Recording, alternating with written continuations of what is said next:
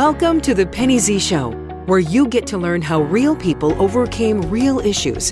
Get ready to take notes and, most importantly, take action. Here's your host, Penny Z. Hi, everyone. This is Penny Z with the Penny Z Show, here for another podcast series. I just want to remind everyone that we are here to focus on transforming lives one life at a time. And the series that we are currently in is talking about overcoming I'm not enough. Our stories are real, relevant, and relatable. And I'm excited to introduce to you my guest, who is coming from a particular organization out in California. I had a chance to meet her several months ago and also had a phone conversation with her, and I'm just really excited to have her on the Penny Z Show. So I am going to let her introduce herself and kind of share her backstory and her bio, and then we'll go into talking about how she has overcome her I'm not enough story. Stephanie, go ahead. Well, hi, everybody. Thank you, Penny, for inviting me onto your show today. This is so fun. So my background is that I got a degree in journalism, and 3 weeks after I graduated from college, I was sitting in a cubicle at my first job working for a newspaper here in San Diego, where I live, and that was pretty unheard of at the time. Most people in 95 that were graduating, at least from my university, were not finding work right away, right? So it was pretty exciting that I did, and that I got a really great job, and it was really fun and all this stuff, right? The interesting thing that happened was I went like right from being high performer at school to being high performer in the workplace.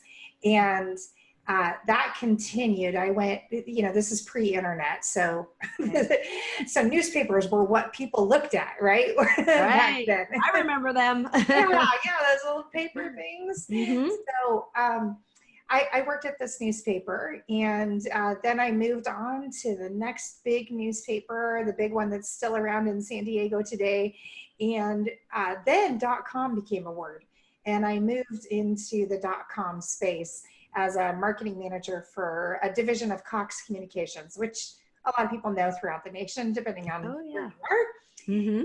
And after that, wireless became a thing. And right when mobile apps were just beginning to be developed, like you would laugh at how archaic they were. I went and I started working as an affiliate marketing manager for a company that was super cutting edge and cool, that went out of business 6 months after I got there. They called us into the office at 4 o'clock and they said, "Don't come back tomorrow because we won't be here." Oh, no. Never did get the straight story on exactly what happened there, but that was that. And then I launched out on my own, and here we are.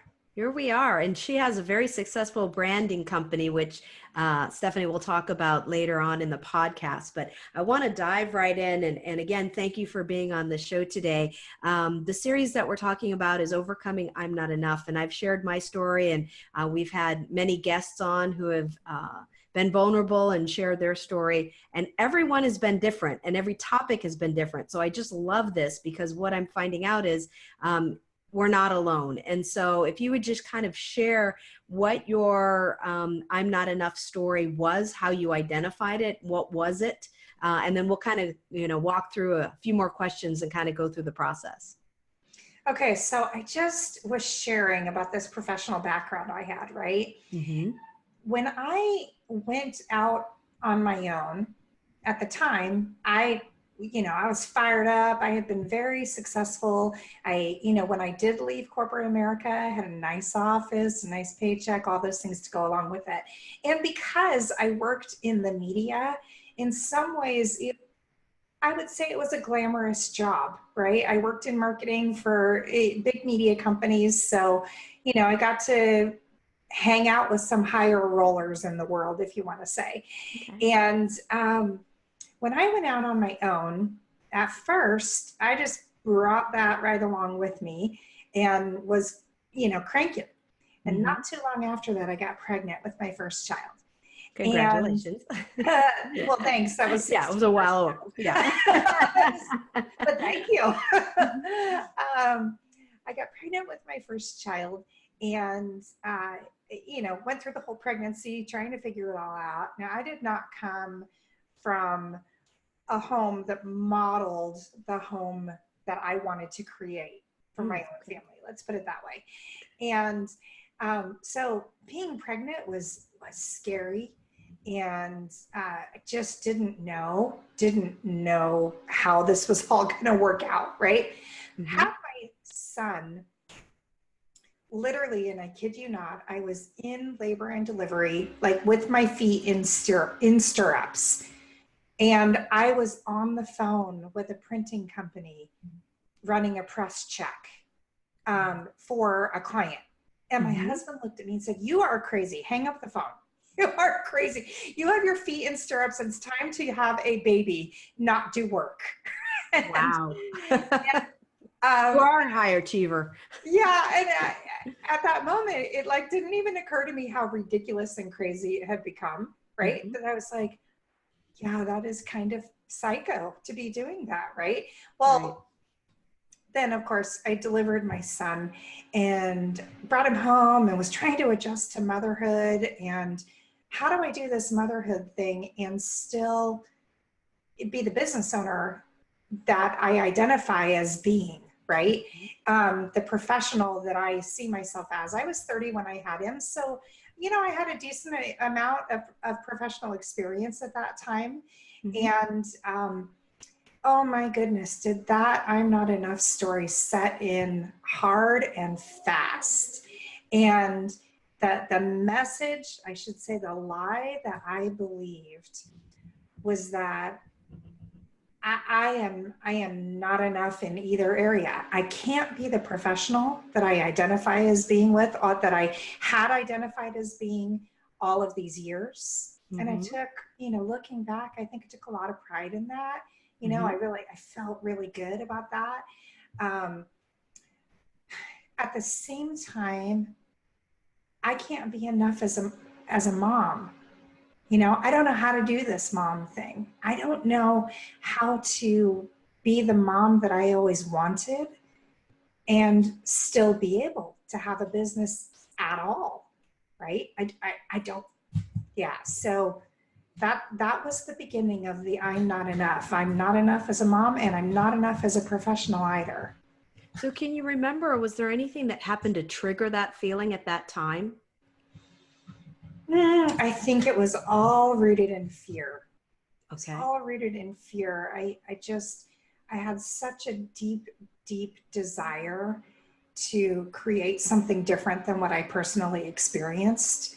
And, while that desire was a good and healthy desire, it really was rooted in fear of repeating some things that did not need to be repeated. Let's put it that way. Right. And so, yeah, I think it's just fear is a liar. That's what I have to say.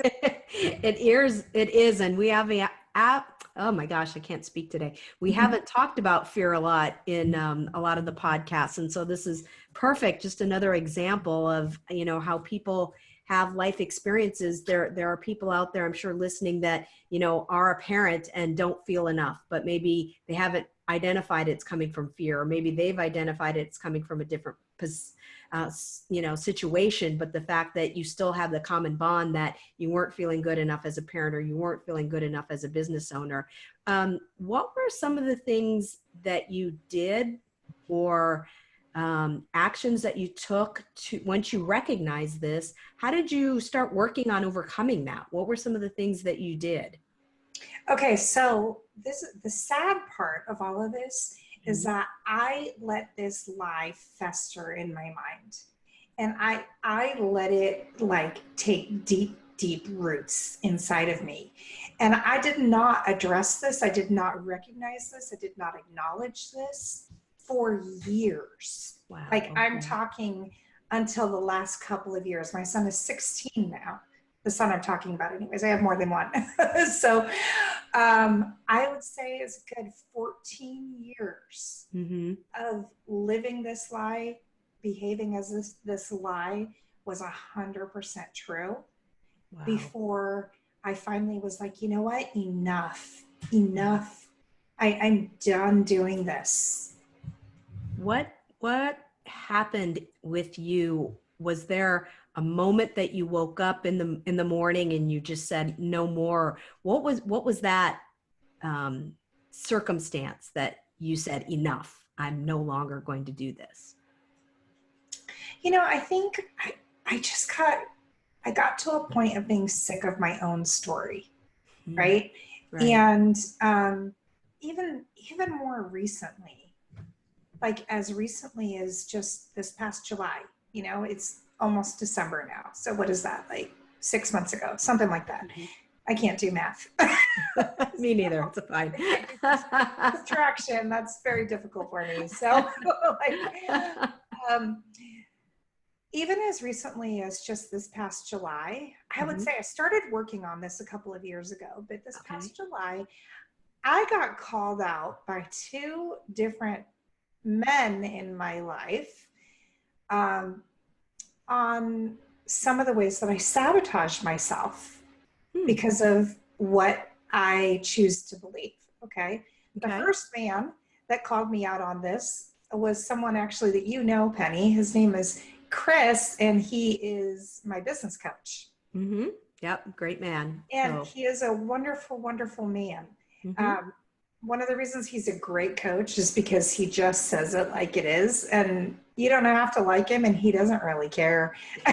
He just, if he has something, he will say the hard things that need to be said to get you out of your own way. Right. And that's so important. So many of us want to be nice, or, we want to sugarcoat it because we don't want to hurt someone's feelings, or we're afraid of them not liking us. And, saying what needs to be said doesn't have to be said in a mean or forceful or, angry sort of way. It can be said in a kind way, but not weak, Yeah. So here's what Chris said. Love to hear it. Yeah, we had a call to check in on where I was at with some goals that I had set. And I had my list of excuses for why I did not reach my goals. And my explanations were absolutely spot on, made a lot of sense in my head. Okay. So I get on and he says, so where are you at with X, Y, and Z? I said, yeah, it didn't happen because of blah, blah, blah, blah, blah. Right. And he goes, and where are you at with this? Well, that didn't happen either, but it's justified because such and such happened. And he goes, this is so annoying. These were his exact words. I'll never forget this. Because this is so annoying. I am so annoyed talking to you right now. And I was like, what? Right. And he goes, this is so annoying. He's like, I don't even want to talk to you. I don't want to talk to you about this. This is so annoying that you say you're going to do something and then you didn't follow through. I mean, I can't even believe you would do that to yourself. Why would you do that? Right. And it was, let's suffice it to say, it was not the best day to call me out on my own excuses. And I got mad at him, and I told him he didn't understand, and he didn't have any right to do this. And by the way, I'm paying you, and if I'm paying you, you're not allowed to call me out on stuff. And he pretty much was like, yeah, okay, whatever. He so did not care, right? And he's like, yeah, okay, well, we'll talk another time, right? And I was so mad at him. I was so mad. Well, the same day, fast forward a few hours, my husband comes home. And after I hung up the phone with Chris, when I get really mad, I cry, right? We all have different ways of dealing with our feelings, right? If I get really, really mad, like I have a little fit and then I just start crying. And so I had my fit, I had cried. My husband came home and I'm like thinking, oh, he's going to make me feel all better. He understands me. So my husband comes home and he goes, so what happened today? You look, it sounds like it was kind of a rough day. And I was like, Chris was so mean to me. Right? And my husband goes, wow, he's so right. He is so right. It is annoying that you're doing this. And which, okay, I mean, talk about it's funny monster. now. It wasn't funny that day. It is funny now, but I'm telling you, the monster within me like rose up at its highest level. So now I had two enemies, Chris and my husband. They were uniting in what, in my opinion, was so wrong. And I was so mad at my husband. So now I'm mad at my coach and I'm mad at my husband and I'm just mad at everybody, right? Right. I think I lost track of what your question was in telling my story. You were talking about overcoming obstacles, and that you had an event in July that kind of triggered. Okay. Yeah. So this was the most recent moment. So that night, I ended up going to sleep, did not, broke my own rule of not going to bed angry, went to bed very angry, and woke up in the middle of the night and had this really powerful experience of transformation. But I don't know if you want me to get into that quite yet, Penny, so I can tell you more about that in a minute if you want. Okay. Yeah. Yeah, no, you can go ahead and share. You want me to tell you what happened? Yeah, absolutely. Okay, so at the root of all of my excuses and self-sabotaging behavior was a story in my head about a very traumatic event that we had gone through as a family, and how I could not do what I really wanted to do because I had to deal with so many crises related to this traumatic event, right? And it was about 3:00 in the morning, and I woke up and I felt like, I'm a woman of faith. I know not everybody is, but I'm a Christian, right? And as a result of this traumatic event, I had really struggled with my faith, even though my faith is such a huge part of my life.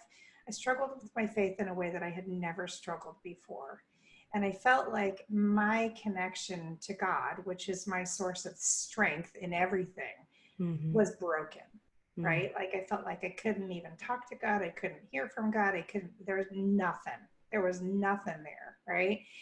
And I woke up in the middle of the night and I felt like there was like this infusion from the heavens. I don't know how else to explain it, in that for the first time in a very, very long time, I felt like I didn't hear God audibly, but I sensed that God was telling me, Stephanie, I allowed these traumatic things to happen in your life because the big picture that I have for your life, the legacy that I want you to leave behind, requires you to suffer at a very deep and dark level so that you can speak words to other women, and you can have some authority when you share words of hope and healing with them, because they will know that you get it, right? Right. So the big vision, and this was a vision that had been with me for many, many, many, many years, but wasn't playing out really, or not even really, it wasn't playing out, period, was that I was going to be sharing this message from the stage of hope and healing to thousands of women. And it wasn't happening. And yeah, so all of a sudden, I went from this place of having a long list of excuses where, my business coach was talking to me about something that I was doing day to day for my business, but it all ties in to this big legacy vision I have for my life. What I do every day for my everyday business that pays the mortgage. Okay. All plays a part in this bigger thing, right? Right. And so when I don't show up for my business, I'm not showing up for that bigger thing. I'm not advancing that bigger thing. I'm not living the legacy. I'm not fulfilling my purpose here on this earth, I right? understand. Yeah. And so God told me, you know what? You can't speak words of hope and healing into women unless you know that deep, dark pain. Because otherwise they're going to be like, yeah, what do you know? You don't get it, right? Right. But now I did. Now I got it. And that was a game changer that started to turn everything around for me. Everything. Wow. Yeah. So when you were going through this struggle and kind of avoiding doing some of the tasks for your coach and then, your husband agreed, was that out of fear or was that out of something else that you were experiencing? Yeah, I think Like that the avoidance? it was both. Mm-hmm. Yeah. It was a fear of failure for sure. Right. Because, the big vision is a big vision. It's a big, big, big, big vision, right? To speak Good in, for you. I'll tell you what it is, right? Mm-hmm. So the big vision is to speak in front of 20,000 women at Petco Stadium in San Diego, right? I want half the stadium full of women, and I want to share these words of hope and healing with them. Mm-hmm. I want to see a whole bunch of people cry because they release pain and they let go and they step into who they're called to be, right? So me not showing up was a mix of fear of failure because the vision was so big. Mm-hmm. It still is the vision, and it is still so big. But it was coupled with this traumatic event that happened, in April. Our son was killed.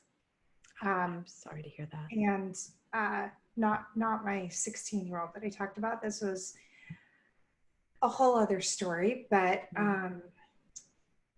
it really, man, it is tough. It's still tough. It's still tough. Well, I obviously want to give you my love and my hugs and my sympathy. And I am not a parent, so I don't come from understanding or being in the shoes of a parent's love and what that feels like. But I will just share that my brother passed away of alcoholism at age 38. And so my mom has gone through and my dad has gone through that. And I've gone through it as a sister.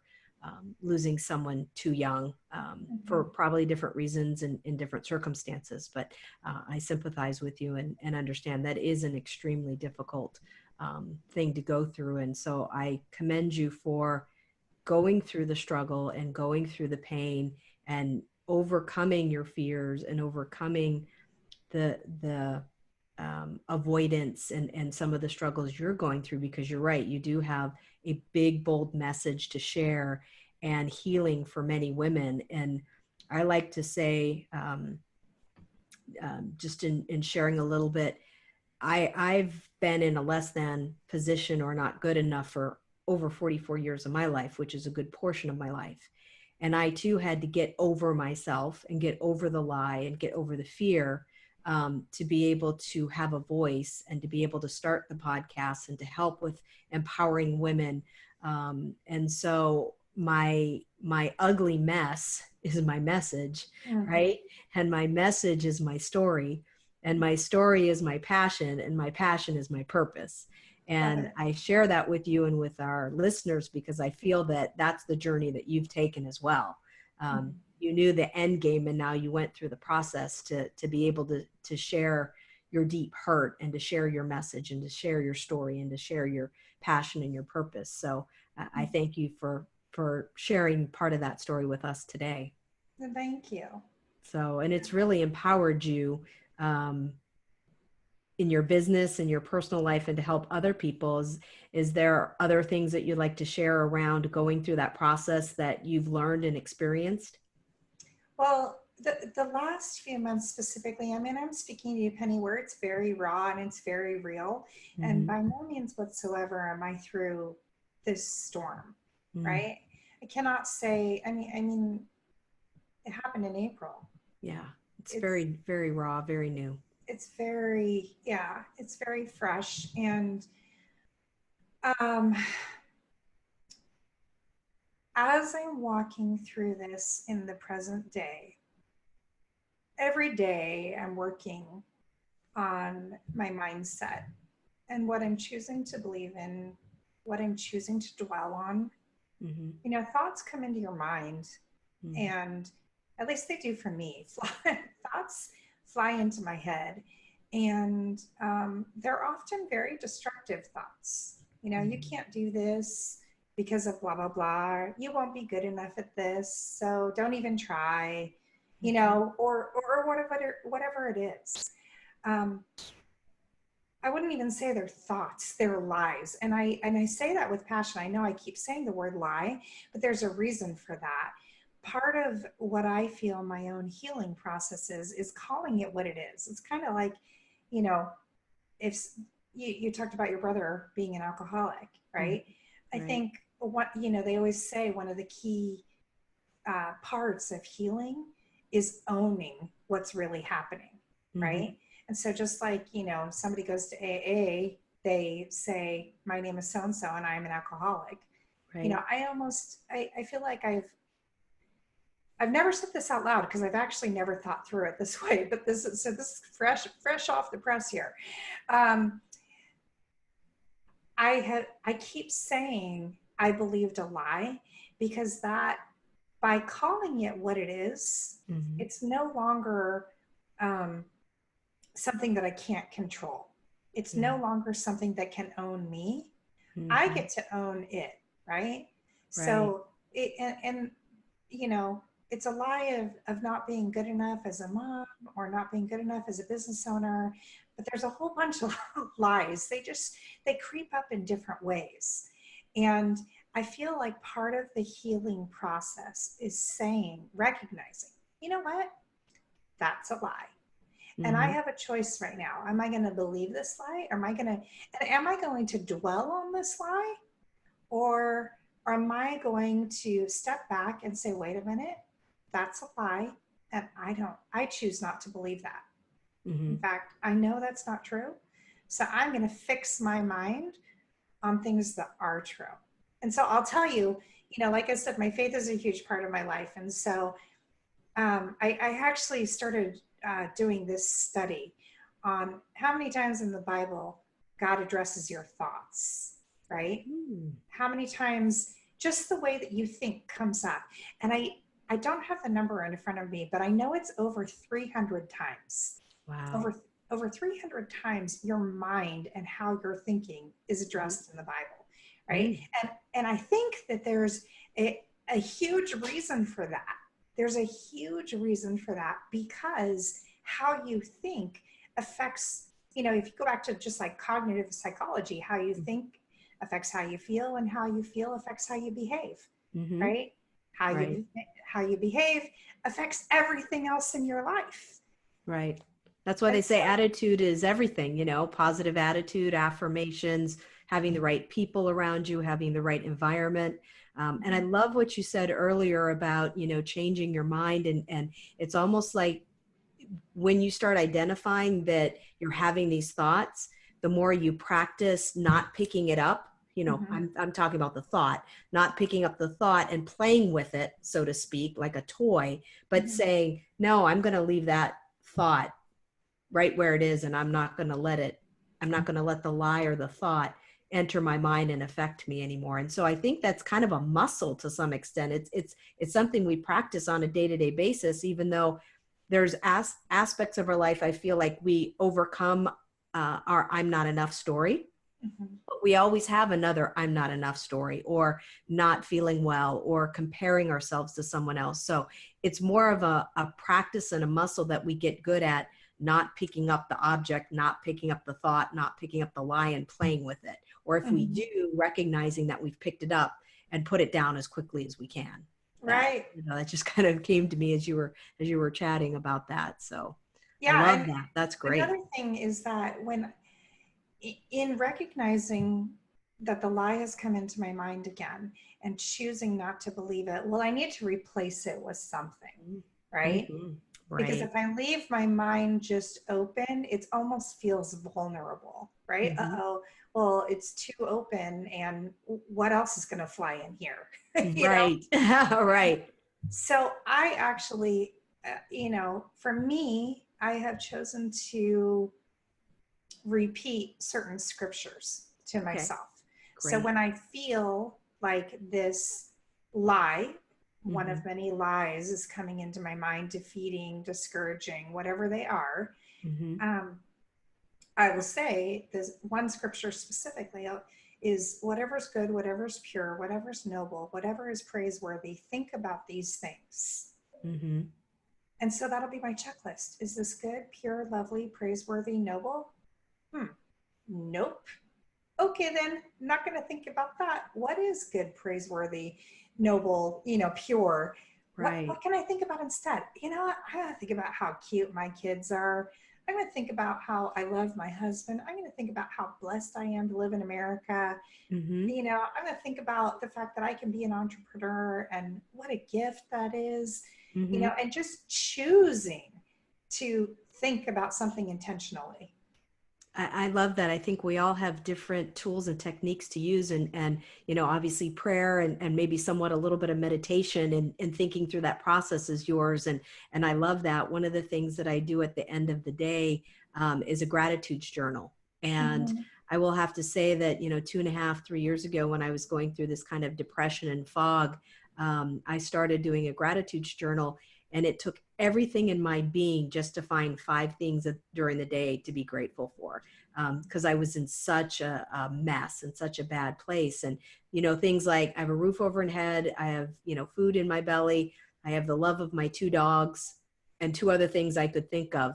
And then as you start doing that and recognizing that, like what you're talking about, as you're praying and as you're going through, your meditation and your mindset shift, you're thinking about all the other things that you either could be or are grateful for in your life. Mm-hmm. And just last night, I actually wrote down 16 things that I was grateful for the day. Mm-hmm. And none of them were fluff, as I used to call it. I mean, I'm always grateful for a roof over my head, but at the time that just seemed, way too easy and too simplistic, and not something that I was grateful on a bigger scale. But many people don't have a roof over their head, so it's definitely nothing to look small on. But That's right. yeah, And I I love think that. before we went live with this podcast, right, Mm-hmm. you and I were talking because it was just Thanksgiving last week. Right. And you said, so how was your Thanksgiving? And I was like, oh, I love Thanksgiving. If you remember, Mm-hmm. and I didn't even Yeah. know that this is where our conversation was going to go. Uh-huh. But I don't think it's coincidence, right? Right. That I was sharing with you how I love Thanksgiving because it's just about being together and practicing gratitude, and there's not a lot of busyness surrounding it, at least not in our family. There's not, right? Mm-hmm. And it just ties into what you were talking about. Like, how beautiful is that we have a day, Mm-hmm. a specific day as a nation that's dedicated to gratitude, right? Mm-hmm. And that's lovely in and of itself. Unfortunately, it's only once a year. So for us to keep our minds in a positive space, I mean, there's a lot of bad news in the world. Let's get real. Turn on the news and it's pretty much all bad, there's a lot of hard stuff that happens here. We have a choice to focus on the hard or focus on the blessings. And so I love that you came up with your 16 things that you're grateful for in one day. I mean, it's so wonderful. I try really hard to practice gratitude on a consistent basis because it changes everything. Yeah. If you're in a bad mood or having a rough day, quick rapid fire, just rattle off 3 to 5 things you're grateful for right then and there. It's a mind shift. It completely changes your day. And, just to add to my experience with the gratitude journal, one of the things that, or many things, but one of the things that I started doing as I was coming out of the fog, and like I said, writing less of the fluff, my terminology, but it's still very important, is I went from being grateful for things that I have to wanting to be grateful for things that other people had or did, or good health, or surgery went well, or somebody in the office got flowers or something like that, to then not only wanting to put on my gratitude journal that I was grateful that other people were given blessings, but then what could I do during my day that I would be proud enough to do to add to my gratitude journal for someone else? And so it really is a much more deeper process that I've gone through as well, in going through the gratitudes. So I'm glad you brought that up, because it kind of just reminded me of kind of what I've evolved into in going through meditation and gratitudes and that. So I appreciate you bringing that up. Like you say, there's not there's a reason for everything, I believe. Mm-hmm. So, well, Stephanie, I just wanted to see, I know that I would love for you to share as you're going through your journey. Obviously, we wish you well. We wish you healing. I know that your vision will come true and your purpose, and you will be in front of 20,000 people at the Petco stadium as soon as you want to be. That can definitely happen, especially with the group that we're a part of and the connections that we're a part of. Is there anything else that you would like to share as far as your personal journey? And then I'd love for you to share how that's affecting and what kind of business that you're able to help other people. But is there any kind of last thoughts on wrapping up the overcoming I'm not enough, dealing with the fear, your way of handling it, and going through scriptures, or any last minute comments or recommendations for our listeners? I think the thing I would just really love to leave people with is something that I've just learned in my own journey, is that you don't have to be a victim of your thinking or your circumstances, right? I mean, hard things happen in this life.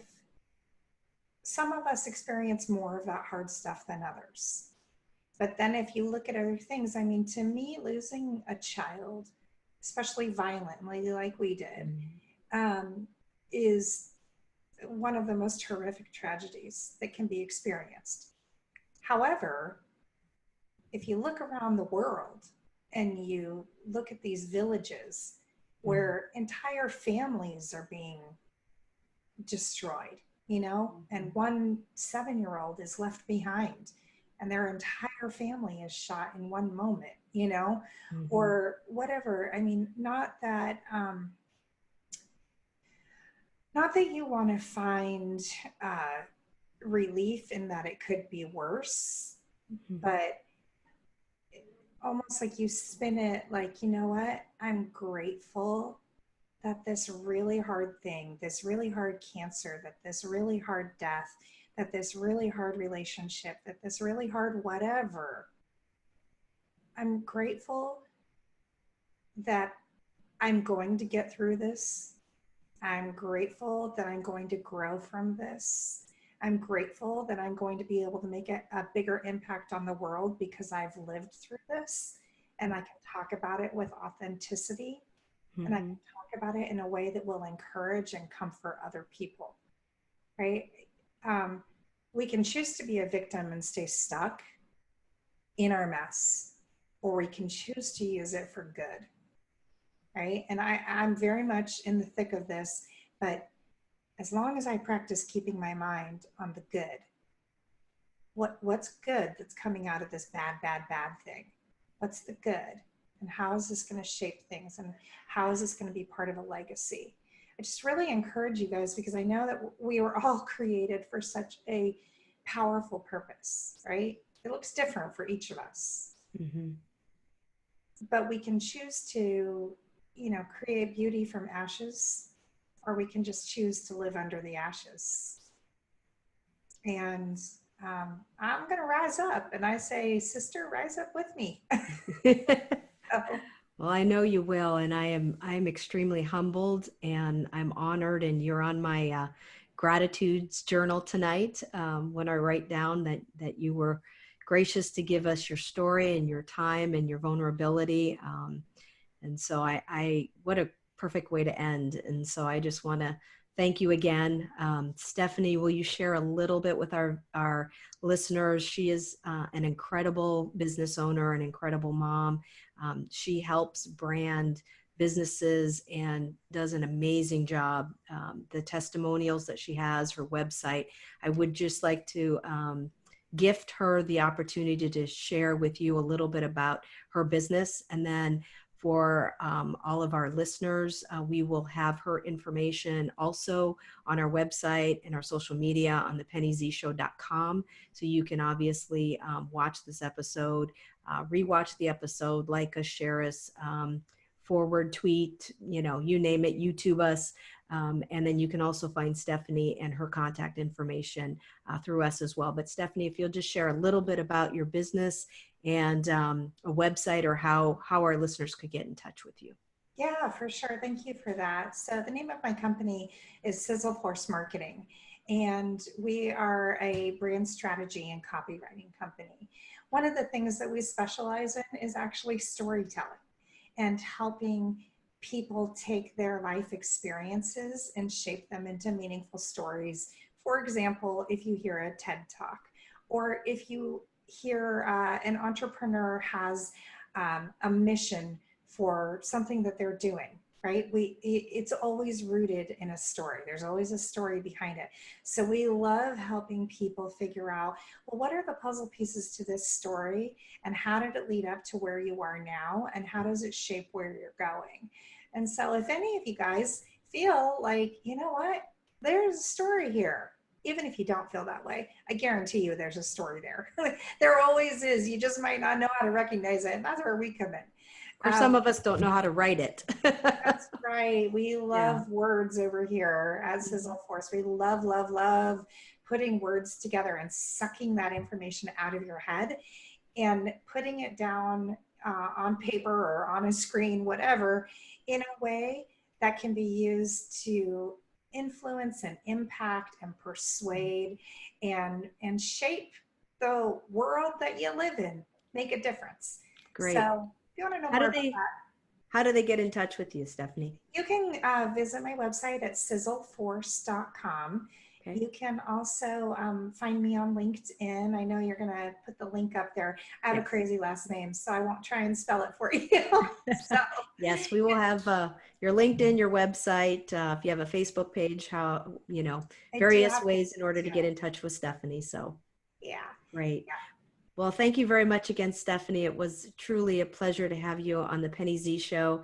And for all of you out there, listeners, thanks again, and we'll talk to you soon. Have a great day. Thank you so much. Bye-bye. Thank you. Thank you so much for listening.